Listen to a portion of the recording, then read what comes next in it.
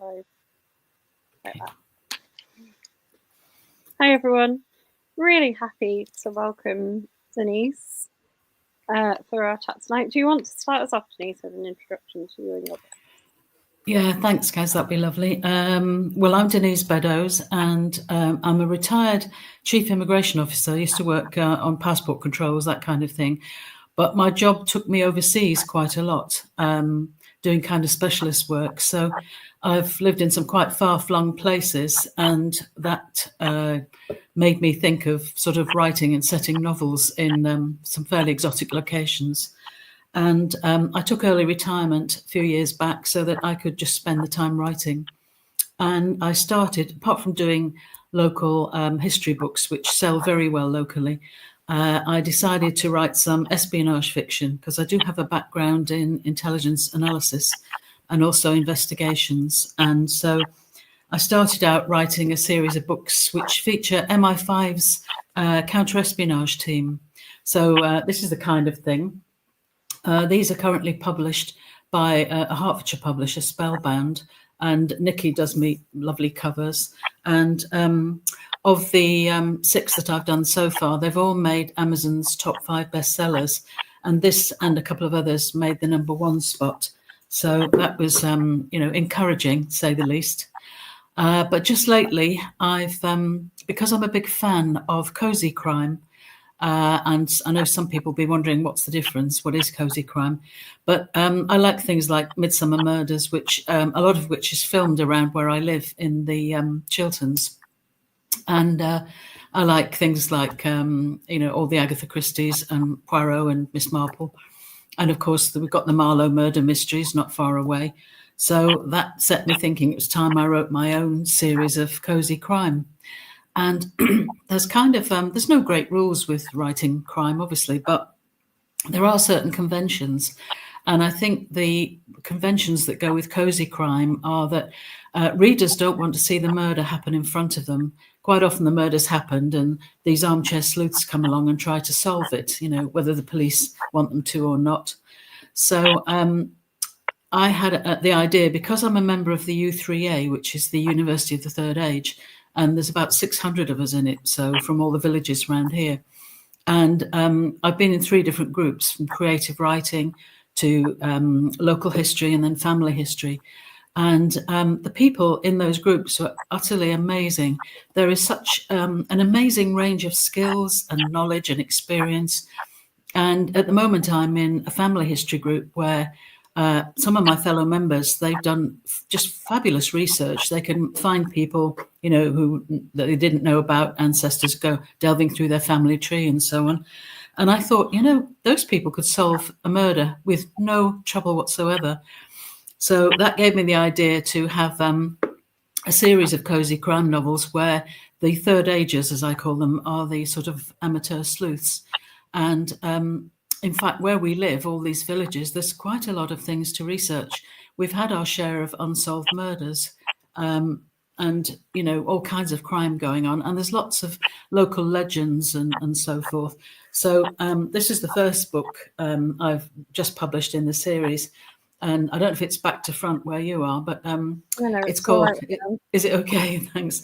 It's called Who Killed Emerald Isaacson? And by the way, that's the Danish spelling of the surname. But the interesting thing I've noticed looking at other cozy crime series, whether it's Richard Osman or so many different authors who do cozy crime, you don't tend to have a very graphic cover design. You don't have dead bodies necessarily or man standing in the shadows with a gun. It tends to be sort of drawn images. And I wanted mine to look a bit like do you remember the old sort of fashioned penguin covers you used to get? So they're all this whole series I'm working on. I've actually plotted out 13 books at the moment, which I know sounds a bit mad, but I've just had so many ideas for the series. And each one will look vaguely like that, but with a different colour and a different sort of image in the roundel. And so that's the first one, which has just come out. And it's selling really well around here because it's actually based in the Misbourne Valley where I live. So I call the series Misbourne Murder Mysteries. And what's interesting is all the people in my local U3A have said, am I in it? Am I in it? So I said, yes, but you have to guess who you are, because naturally I've changed all the names to spare people's blushes. But so that's what I've been up to at the moment. Brilliant. That was a very good answer. Very long one, sorry. No, it's all right. That's fine. We like those kind of things. Do you have your book in all the local bookshops then? If it's like around. Yes, Right. and it's also on Amazon. And the thing is that although I have a publisher and a contract for my espionage sort of series, because my publishers, they can only handle so many authors, and because I tend to write quicker than they can publish, I asked them if it was okay if I self-published my new series. And so I've always done a mixture of traditional publishing and self-publishing.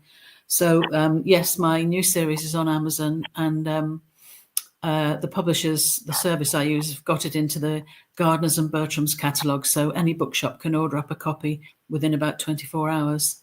And of course, I sell them myself. I do an awful lot of talks locally and author events and that sort of thing. And so I usually sell a bucket load at each of those events. But it's interesting because although it's local, and that's kind of makes it a niche sort of book, an awful lot of people locally are interested. And I live in a village, but that village has got over 14,000 inhabitants. We're one of the largest villages. And all the villages around have about 6,000 to 10,000 occupants. So there is quite a big market, even though it's just a country valley in a way. So yeah, hopefully it'll do well. Well, yeah, I have to admit I read it, but I don't know anything about the area that you set it in. Ah, you should visit. Like it's not a. I must have been. I thought it was in the Cotswolds. Well, that's interesting you should say that, because Midsummer Murders is set in the Cotswolds, and because the studios are right here, they're in Ivor Heath, Pinewood Studios, where they make Midsummer Murders. They found it a lot more convenient to come to the Misbourne Valley to film a lot of the episodes. So a lot are filmed here in South Buckinghamshire, and many are also filmed just over the border, up the road in Oxfordshire. But they're not filmed in the Cotswolds, which is where it's supposed to be.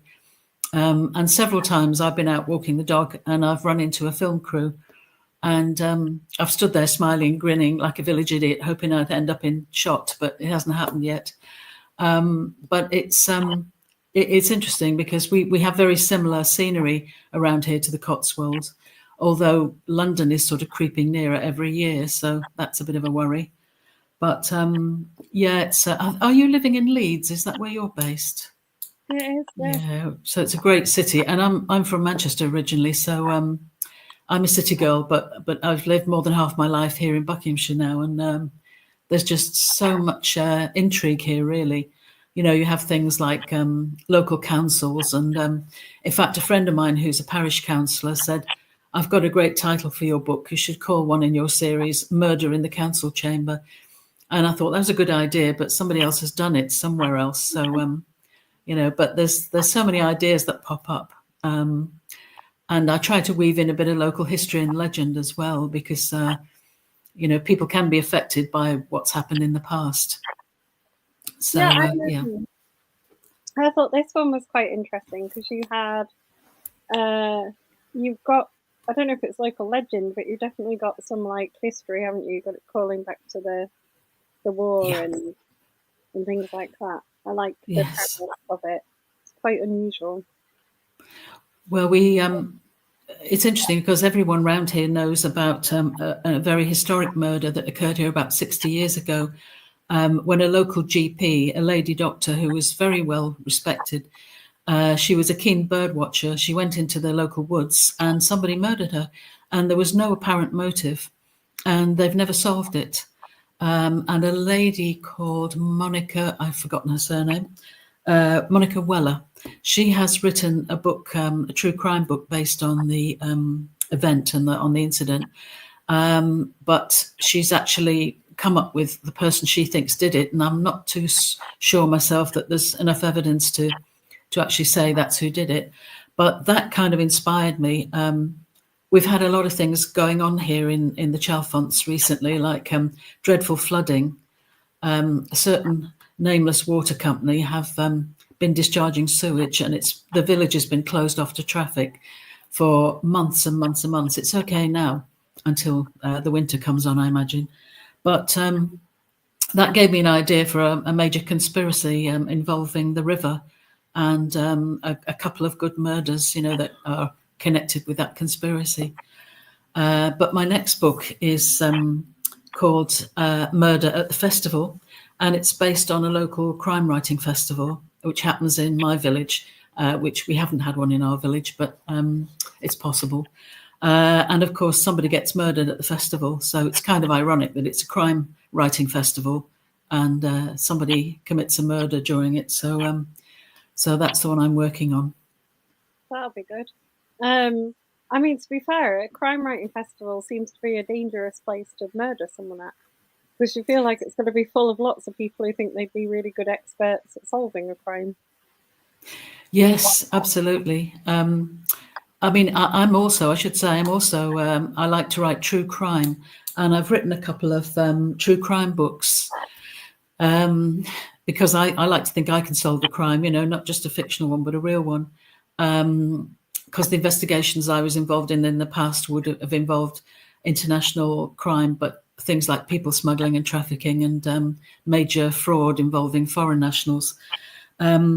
But my two true crime books, the one I wrote last year was shortlisted for the True Crime Awards, and the one I've written this year has also been shortlisted. So last year was fantastic. I got to go to the awards dinner up in London, and I'm going again this year. So I actually was runner-up last year, and I got a highly commended.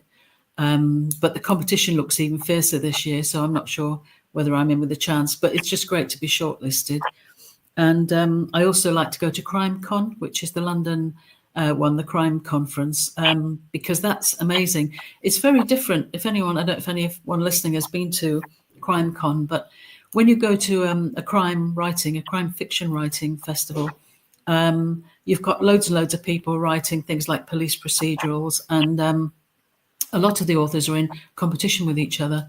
But it's quite a different vibe when you go to the true crime. An awful lot of people are former detectives, ex-police officers.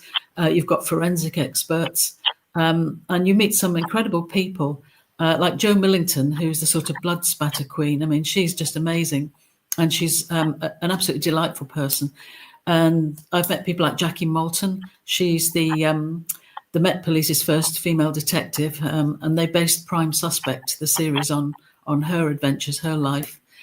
And Colin Sutton, the man who caught Levi Belfield. And all of these people are just so disarming. Steve Keogh, they're in the mind of a murder detective. And it's just great to hear them giving talks about their investigations. And it adds more of an edge to it because what they're talking about is real.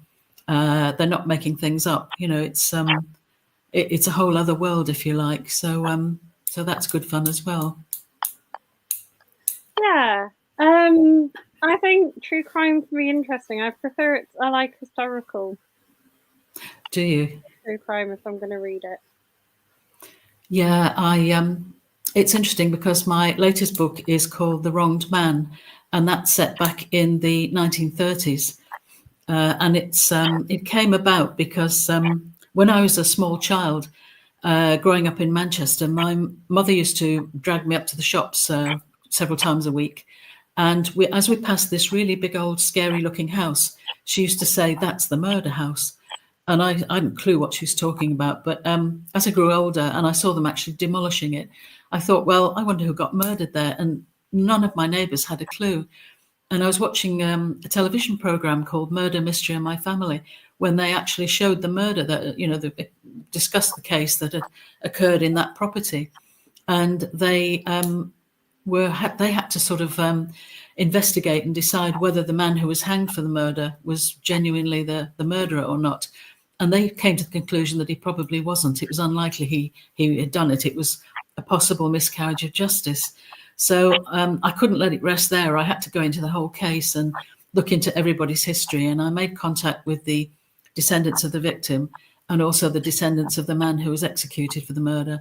And I think I've come up with a much more logical and persuasive suspect, somebody that the police didn't even investigate, but a man who had a really pressing motive, a really plausible motive for killing this 60-year-old lady who was no harm to anybody. So that's called The Wronged Man, and that's the one that's just been shortlisted in the True Crime Awards. And so that's fairly historic. But always been interested in family history research, and having been in the U3A's family history group, naturally I've researched my own ancestry, and I'm almost ashamed to say we've had 4 murders in my family tree. One guy who was hanged for murder, but he didn't actually commit the murder, but I'll be writing his story for a book next year. But one of I think the most tragic case in my family was a very beautiful 27-year-old ancestor of mine. She was called Emily Patterson, and she emigrated from the Northern Ireland, where my family are from, and she emigrated to Canada, and this would be back in the 1920s. And she went with her 2 little boys, aged 3 and 5, to join her husband, William Patterson, who got a really good job in Canada. And she'd only been there 10 months when somebody came knocking on the door. And that man who came knocking at the door was a guy called Earl Nelson, that some of the people may have heard of in this group. He was America's first really recorded serial sex killer. And most of the accounts about him credit him, if you like, with killing 22 women and girls. But my research has shown it was at least twice that number, possibly more, because he, back in the 1920s, between 1925 and 1927, he traveled all across America from the West Coast to the East Coast and then up into Canada. And in every city where he stopped, he was murdering women and girls. And his very last victim was my relative, Emily Patterson. And she's the only victim for whose murder he was actually convicted and hanged.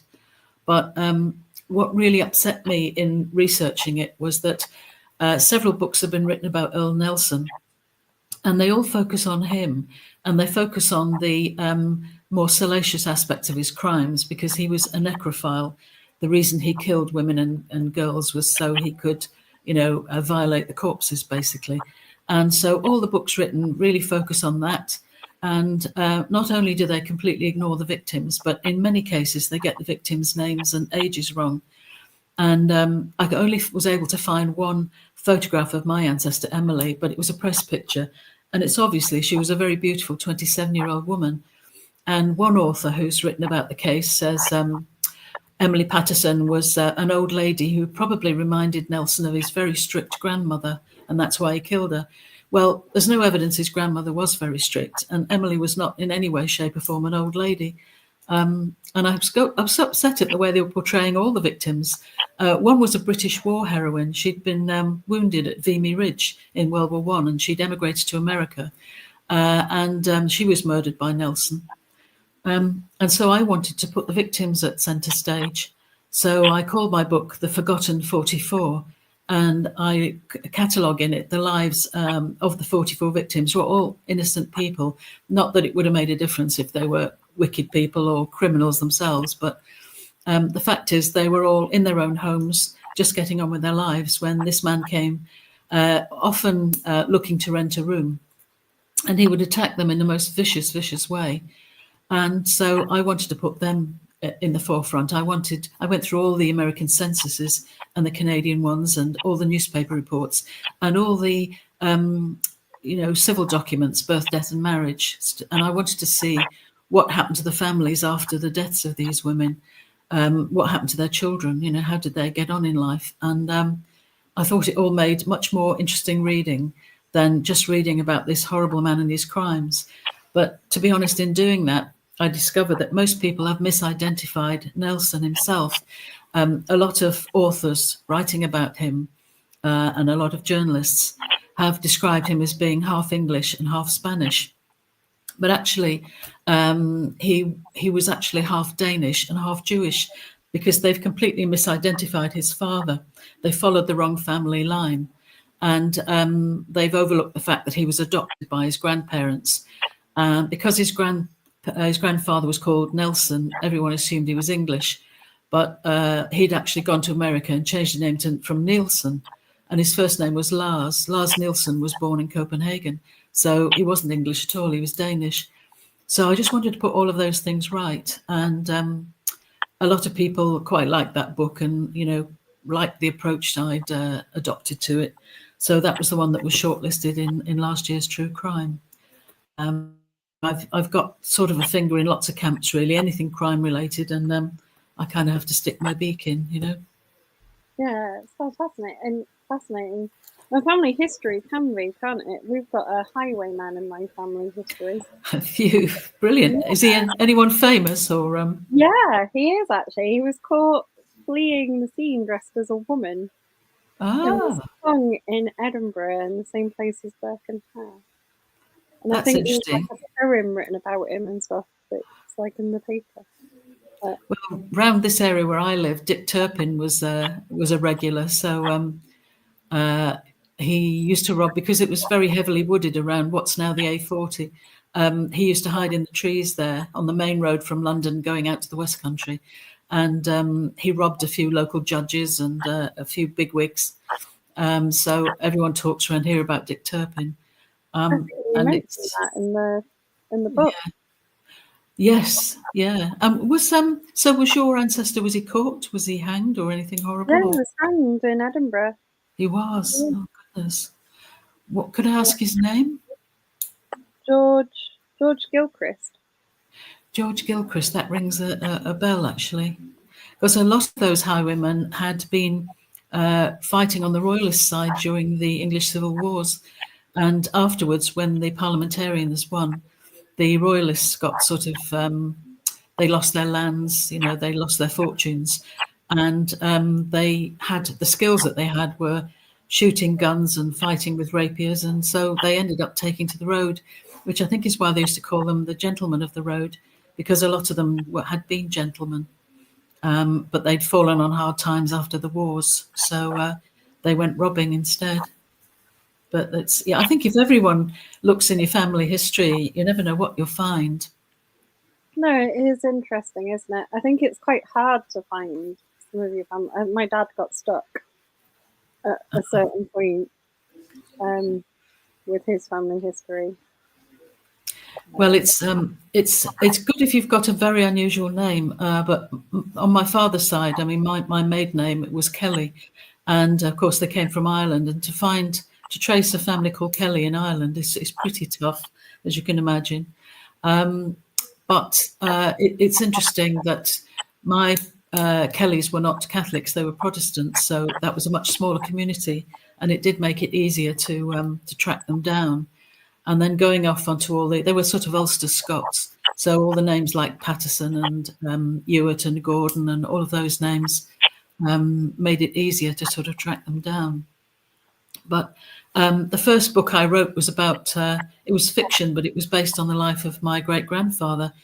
And he'd worked in Holland and Wolff shipyards in Belfast.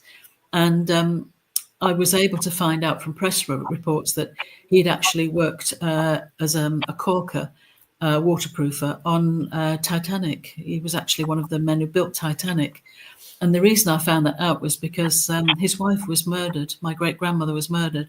So I was able to, that was something was mentioned in the newspapers, that the husband of the deceased is currently working at Holland and Wolff's Queen's Island shipyard, currently engaged in building the latest White Star Line ship, Titanic. So I thought, wow, And I went through some of the bits and pieces my late father left, and I'd found this little block of wood, and I didn't know what it was.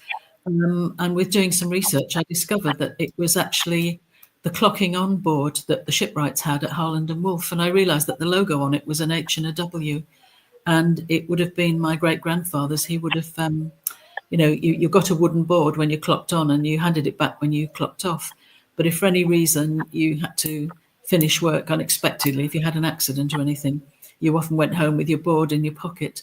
So I think that's how I came to inherit it. So, you never know what you'll find when you go looking.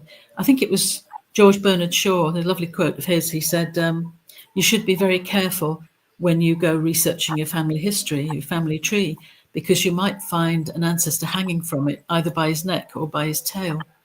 And I think that's so true. You never know what will pop up, really. Yeah, exactly. But it's interesting, isn't it? The other thing I liked in the Emerald Isaacson book is the little notes in her diary, because I think I worked out where it was going, but probably because I'm a science teacher and could work out what all the initials were pretty early on. I was like, oh, that's this, and this. That's good. I mean, I like to give little clues and hope people won't solve it all too quickly. But I mean, I'm hopeful that there isn't all of that stuff that you mentioned in the Mistborn at the moment. But we certainly had an awful lot of nasty stuff in there, courtesy of the local water company. But it's interesting because while I was writing the book and almost coming to the end of it, I met up with my local MP, Sarah Green. She's a Lib Dem MP. And she was chatting to me and she said, I'm very concerned about the rivers because in this part of Buckinghamshire, we have something like half a dozen of the rare chalk streams. There's only 200 odd in the whole world, and most of them are in England, in the south of England. And we've got about half a dozen in her constituency. And I said, you're worried. I'm absolutely livid. You know what they've done in our river here. And she said, oh, well, I'm trying to push a private member's bill through Parliament to give special status to the rivers so that companies cannot do that, pumping nasty stuff in, and also taking out the lovely, incredibly crystal clear water before it gets, contaminated. And I thought, that's interesting. So I said to her, well, it's very interesting. There's an MP in my book who's pushing a private member's bill. And she's not called Sarah Green, she's called Sally Gray. And she said, oh, is that based on me? I said, yes. So then I had to rush home and write her into the book. And that proved to be a good move because I had a book launch the weekend before Easter.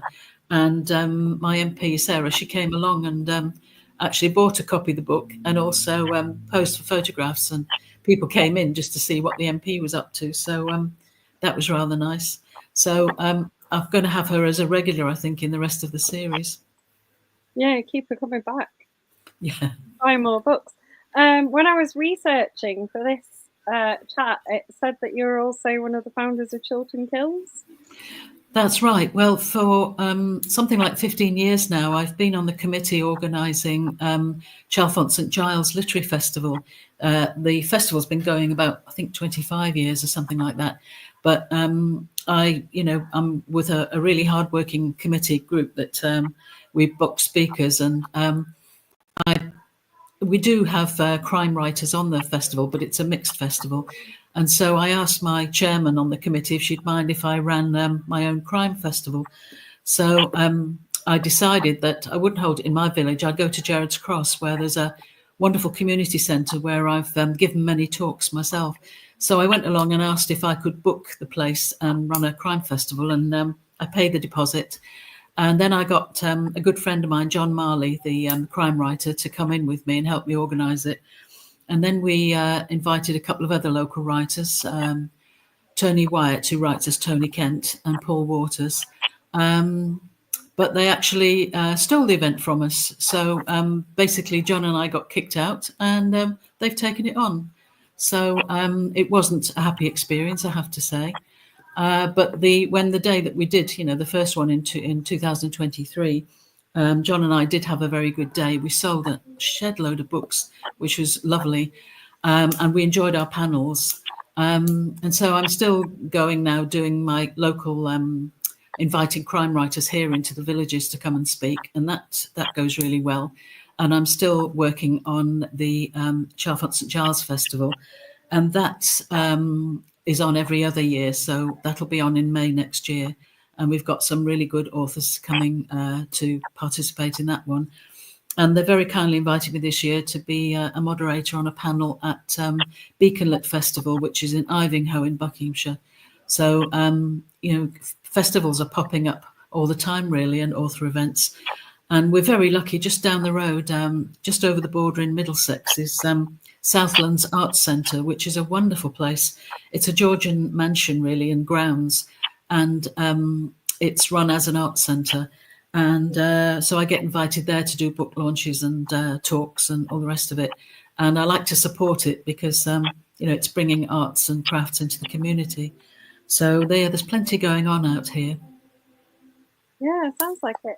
Whereas I feel like sometimes bigger cities struggle with events like that. They don't have as many things around. I mean, I'm fairly blessed because I live in Yorkshire, so there's like Harrogate and Bradford Literature Festival and things. But well, sometimes the smaller festivals are a lot more fun because things like Ivinghoe and so on. When it's done on a smaller scale, if you go along as a visitor to the festival, as I said earlier, you're not sort of sitting in a huge marquee with 200 people with your hand up for half an hour and nobody asks you to, let you ask a question. And the only way you get to talk to the writers is you get in a queue to buy their book, and you've got like 30 seconds while they're signing to speak to them, and then there's a big queue behind you. So around here, we like to try and organise things on a smaller scale that are actually much more fun. The quarter, what I call the Chilterns Crime Quarterlies, which we run 4 times a year, and we get mainly crime writers coming out to those. And it's really good because the speakers don't expect a fee. And all the money we raise goes straight to the libraries because all of our community libraries have been defunded or are being defunded. So we're all desperately trying to volunteer and, organise different events that can keep them going. So these little Chiltern Crime Quarters have been marvellous. We've had Janice Hallett and Tina Baker. Who else have we had? We've had, we've got Dr. Helen Fry, who writes all the espionage and intelligence sort of books. And she's coming out in June to our next event. And it's just really friendly because, you can sit there, you can ask lots of questions, and then at the end of the event, you can actually go and approach the writers and stand and chat to them. And then all their books are there if you want to get one signed and buy it.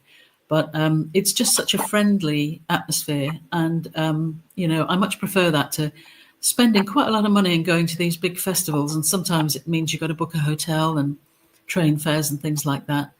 But local, I wish more people really would try and organise local festivals because it gives more of the writers a chance to participate. And, I think local people would enjoy it more when it's not like 2,000 people crammed into. I mean, I know Harrogate's pretty big, isn't it? Harrogate's massive.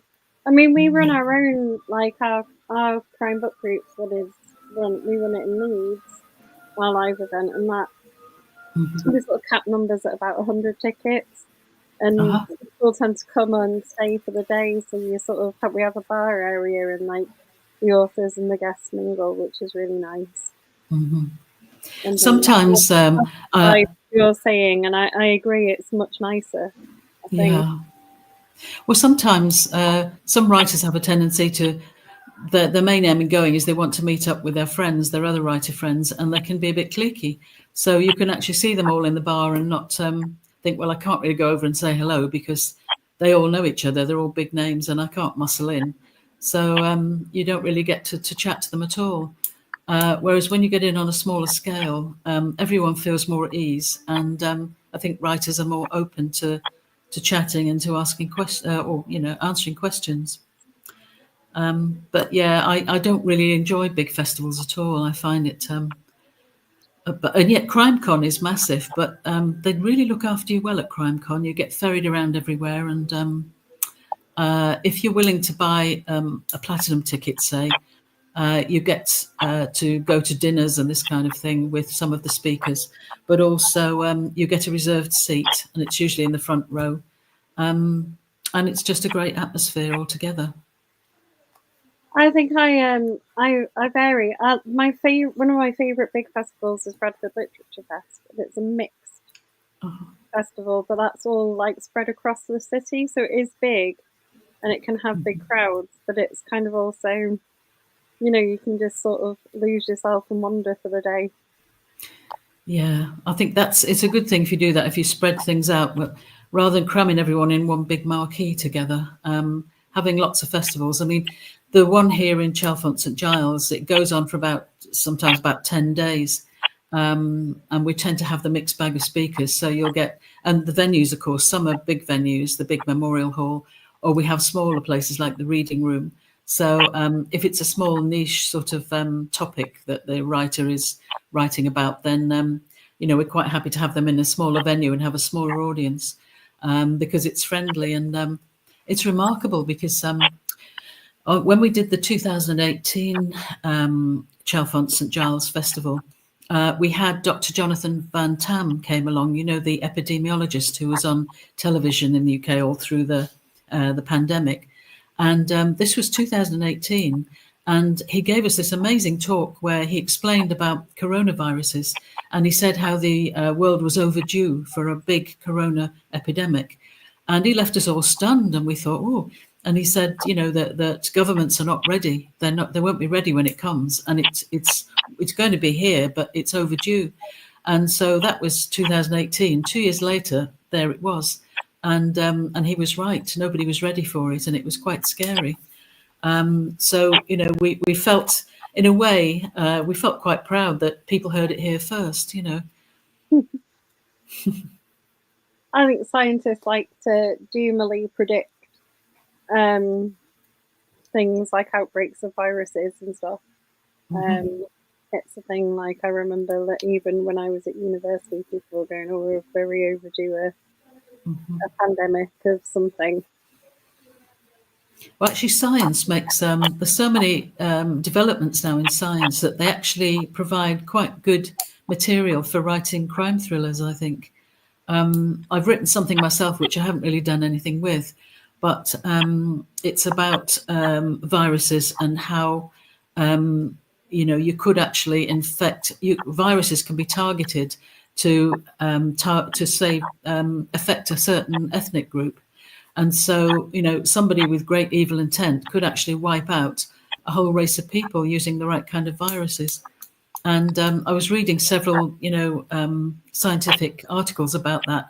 And that gave me the idea to sort of write a story about it. And I absolutely frightened myself to death doing it because, the possibilities are there and they're really quite scary. Yeah, I guess. I find viruses really interesting, but I do acknowledge that I'm a bit weird.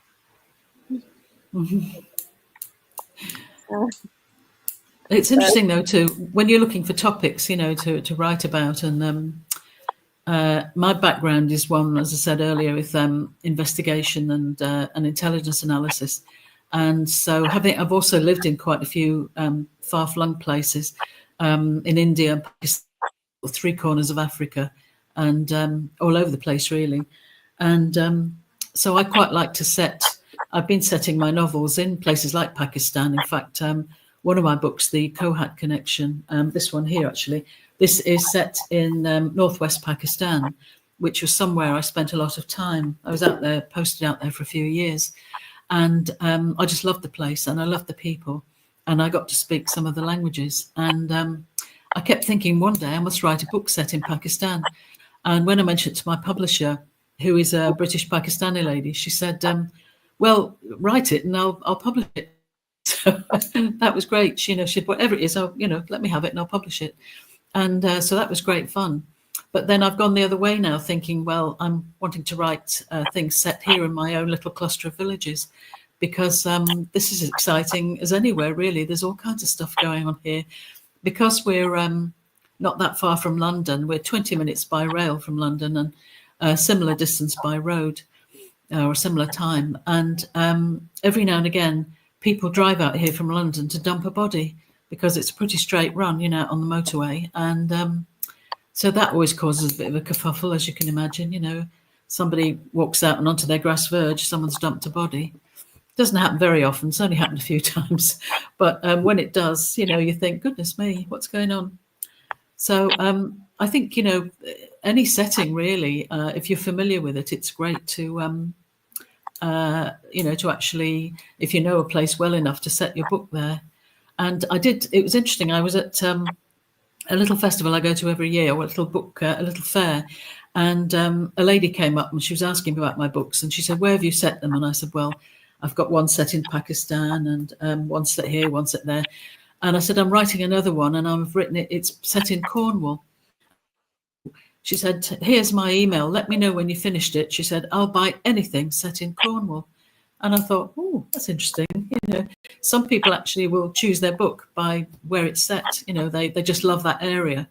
And you do see writers, don't you, who they've set it in maybe Edinburgh or in a big city like Manchester or Leeds, or indeed in a nice country area like the Cotswolds or Cornwall. And it's interesting that some people just focus in. They just love the area and they want to read every book that's written there.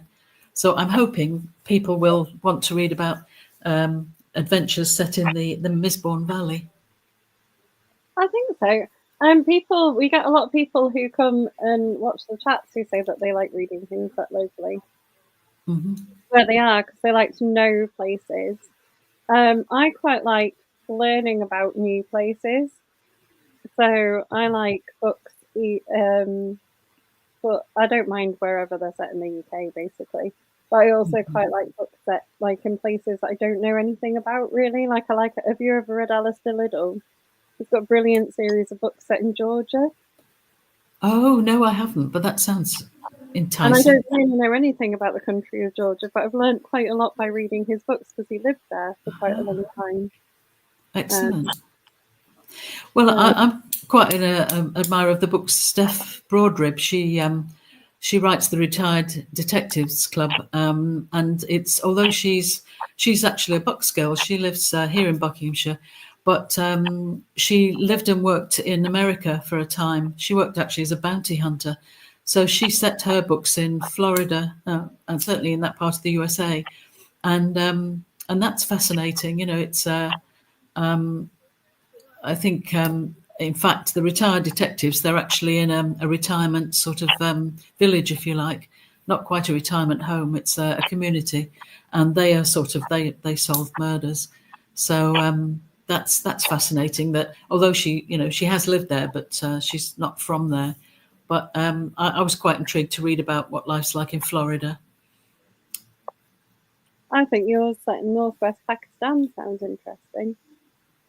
Well, I certainly loved writing that because what is interesting is if you go traveling, as we did, around the tribal territories and around the Khyber Pass and up the Karakorums and all around there, a lot of the villages are fortified villages.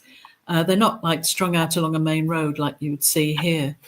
As you're driving through this open countryside, you'll see something that looks like one of those Foreign Legion forts in North Africa, big sand-coloured walls, crenellated, and massive gates and everything. And the village is inside there. And the reason they build these fortified villages is because, generally speaking, one village will be at war with the next village. They're always having a pop at each other. And so they tell you, if you're driving through there as a Westerner, if you break down, don't just sit in your car. There's not going to be an AA coming to collect you. But what you need to do is go and knock on one of those big gates and say, "Can you help me? I need asylum. I'm in trouble. My car's broken down." And that did happen to me. And I was invited into one of these fortified villages. And from the outside, it looked so basic. All you could see was like mud-covered walls. And when you got inside and got invited into, as it was, the headman's house, it was remarkably different. It was plush inside. He had paintings on the walls and wonderful furniture, and he was serving us tea from a silver service, and it was very swish. And on the roof, some of them had swimming pools, and they had things like they now have solar panels, and they have satellite dishes. So, the sort of all the mod cons, if you like. And it was so unexpected because from outside, you'd never guess that's what it was like. So I thought it would be fun to write the book set in that environment.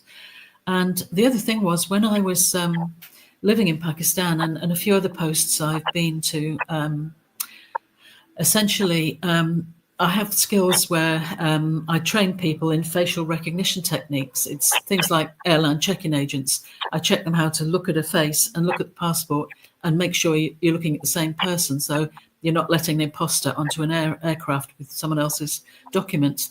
And so because people, when I had my diplomatic postings, people knew that I had that skill. I would often get the local British consul saying to me, I've got to go to a morgue to identify someone who's died who they believe is British. Will you come with me and help identify them? So it wasn't very pleasant, but I used to get dragged around all these morgues in far-flung countries, looking at dead people and checking them with the passport they might have had on them to see if I could identify them. And some of those morgues were incredibly chaotic.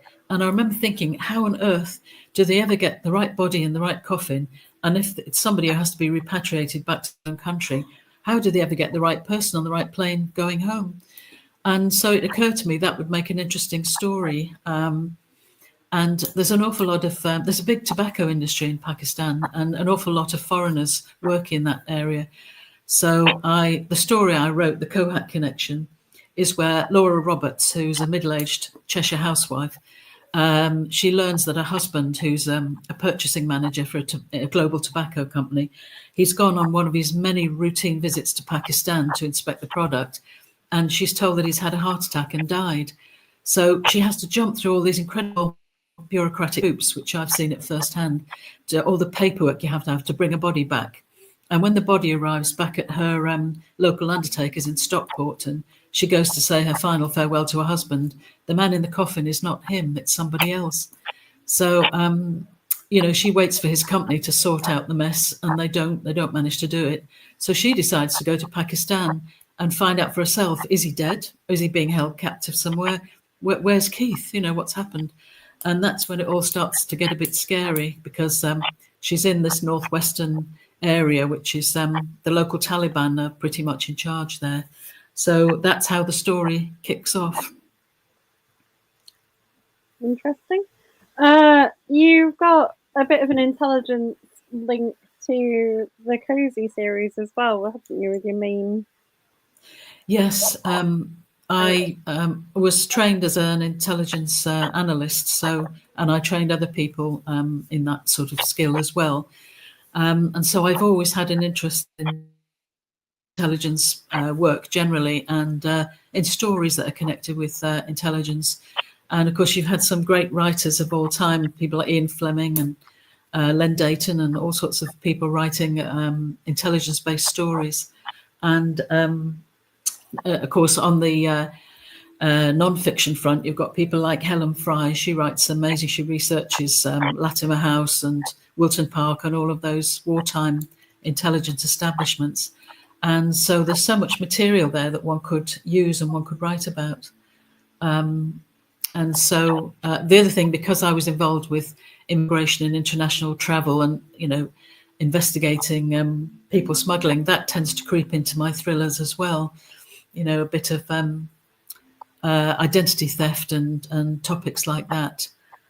My book, Shearwater Point, is based in Northern Ireland, but the main theme there is identity theft. And that was quite well received because it won 2 Readers' Awards, and it got to Amazon's #1 in its genre as well. But I had a lot of fun writing that because I could see a few of my relatives involved in it. And it's basically about a big shot Boston lawyer who, at the age of 40 odd, suddenly discovers he's adopted and that he was actually born in Northern Ireland. So he takes off quite optimistically for Northern Ireland to try and trace his birth parents. And he's only there 5 minutes when he gets arrested for murder. So that's how that story kicks off.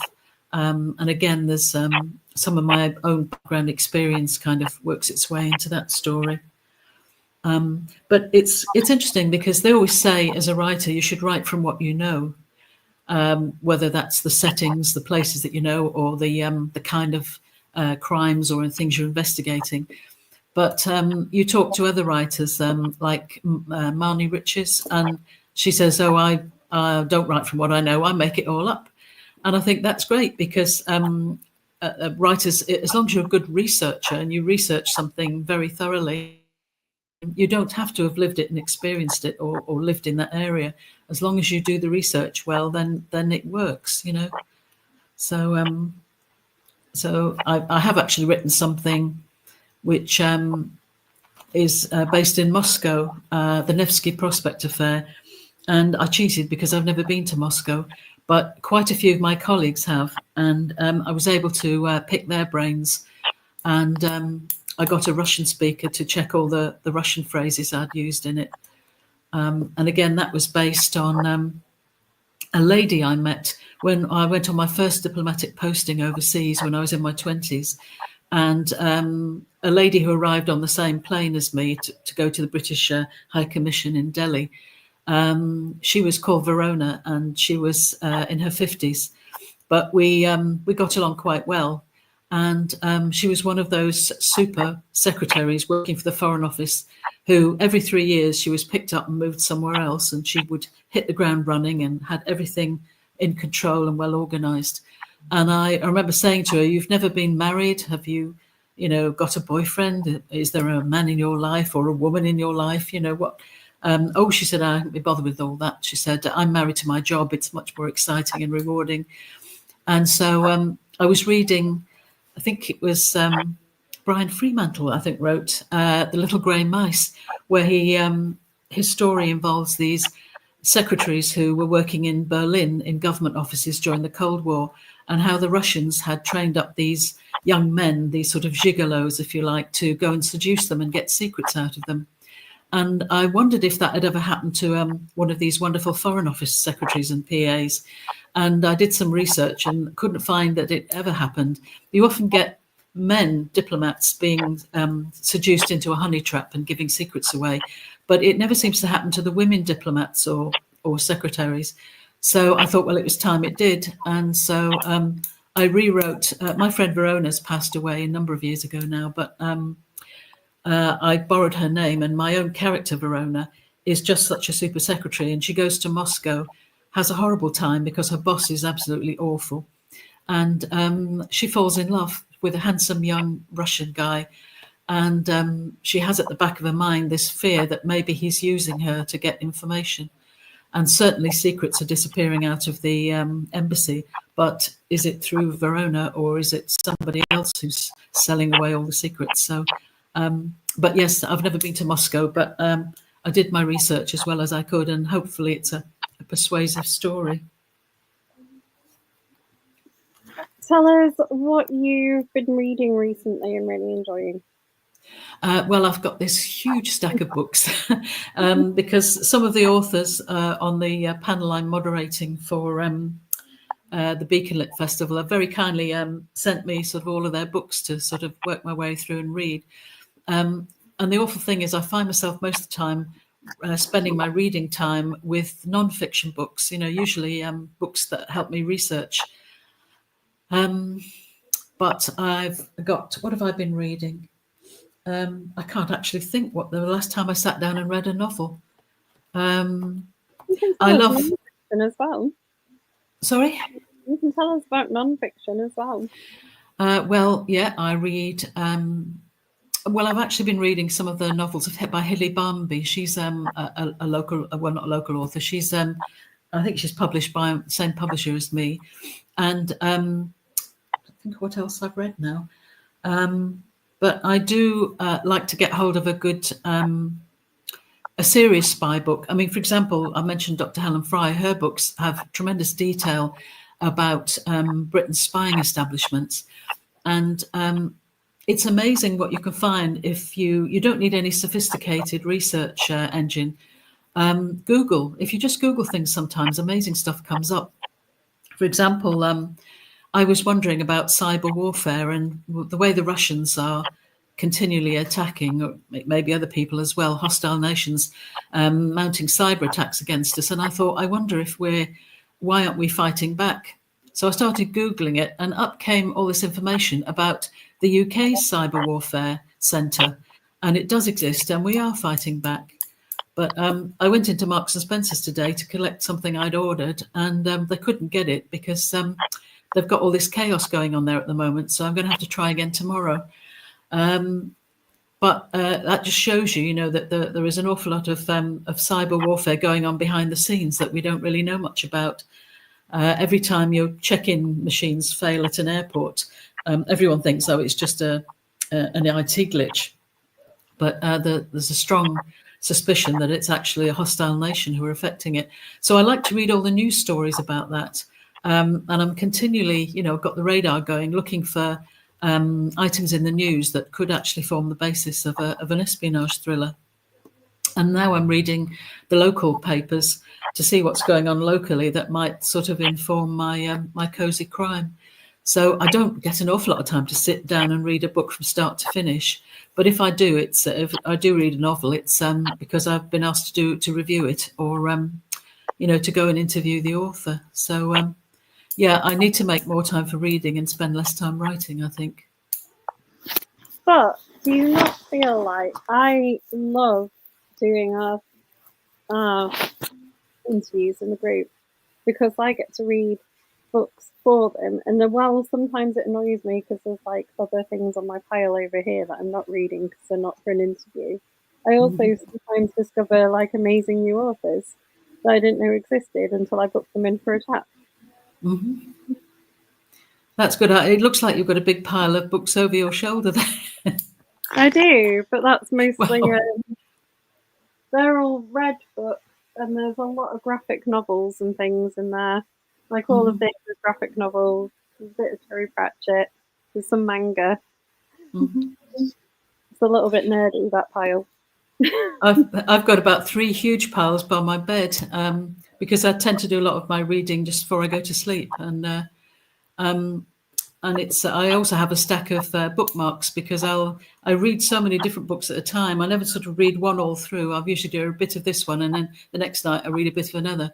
So I've got, all my books have got bookmarks sticking out of them where I'm working through them.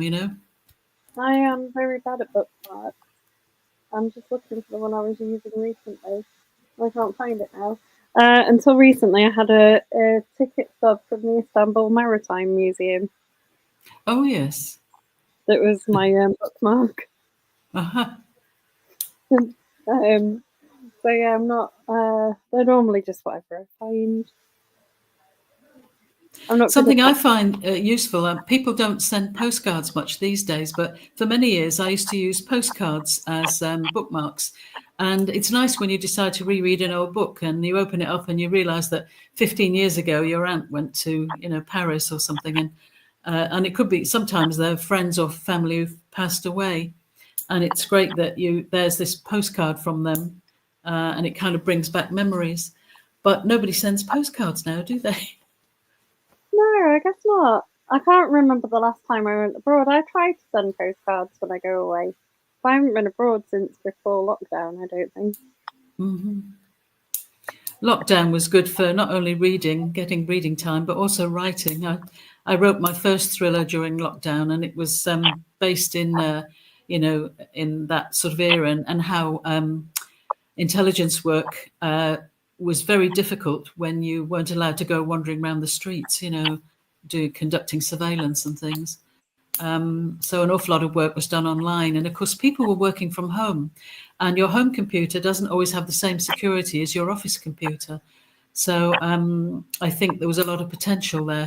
I've just realised since we started this talk, it's gone dark, and I'm sitting here in the dark. I'll just put a light on here, if I can, without. That's probably not a great deal better, but yeah, it was sort of sunny when I sat down. Yeah, it was lovely, wasn't it? Yeah, I remember the dim days of it. I didn't work from home for very long, and it was a bit of a disaster. Teaching's not a job that's designed to be done from home. Uh-huh. It's funny, we really got to know our next door neighbours a lot better during lockdown, because we started to depend on each other more. We were pooling our resources to get groceries delivered, and to discover new companies that would deliver. And our next door neighbours sadly they've moved on now, and some other nice new people have moved in. But our former neighbours, they discovered a company that provided wine to all the local restaurants, very good wines. And they suddenly lost their customers, so they were offering wines to the public at very good prices. And my next door neighbour bought £600 worth of wine.